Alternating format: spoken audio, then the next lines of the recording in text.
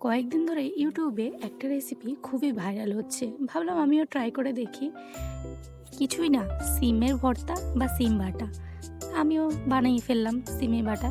প্রথমে সিমগুলোকে ভালো করে ধুয়ে নিয়ে জল ঝরিয়ে এরপর রেখে দিয়ে কড়াইতে সামান্য জল দিয়ে তার মধ্যে দিয়ে দেবো সিমগুলোকে। এরপর সিমগুলো দিয়ে ঢাকা দিয়ে দেবো। 10 থেকে 15 মিনিট সিদ্ধ করে নেওয়ার পরে ঢাকা খুলে দেখে নেবো সিমগুলো যখন এরকমভাবে সিদ্ধ হয়ে যাবে তখন সিমের জল ঝরিয়ে হালকা একটু ঠান্ডা হলে তারপর এইভাবে সিমের পাশের যে আঁশটা এটা ছাড়িয়ে নেব, না হলে বাটার পরে না মুখে লাগবে এই আঁশটা। এরপর ছাড়িয়ে নিয়ে আমরা শিলের বাটায় ভালো করে বেটে নেব। তোমরা যদি আমার চ্যানেলে নতুন দর্শক হয়ে থাকো তো অবশ্যই চ্যানেলটাকে সাবস্ক্রাইব করে দিও। আর আমার চ্যানেলের ভিডিও রেসিপিগুলো দেখতে তোমার কেমন লাগে অবশ্যই কমেন্ট করে জানিও। এরপর সিমটা পুরো ভালোভাবে বেটে নিয়ে পুরো মিহি করে বেটে নেব।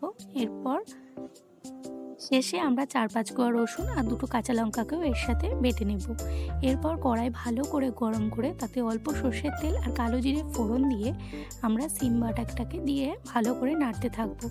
এরপর দিয়ে দেব পরিমাণ মতো হলুদ আর লবণ দিয়ে জলটা শুকিয়ে আসবে ততক্ষণ ধরে নাড়তে থাকবো। আর নামানোর আগে দিয়ে দেবো সামান্য অল্প চিনি, তাহলে স্বাদটা বজায় থাকবে। এরপর নামিয়ে নেব। এভাবে দেখো জল শুকিয়ে এসছে। এবার নামিয়ে নিলে তৈরি আমাদের সিম বাটা। গরম গরম ভাতের সাথে সিম বাটা প্রথম বানালাম, কিন্তু দারুণ লেগেছিল খেতে।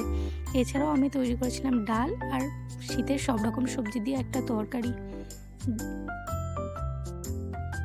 ভিডিওটা তোমার কেমন লাগলো অবশ্যই কমেন্ট করে জানিও। আজকের মতো এই পর্যন্তই, আবার একটা নতুন রেসিপি নিয়ে দেখা হবে। ততক্ষণে সবাই ভালো থেকো, সুস্থ থেকো।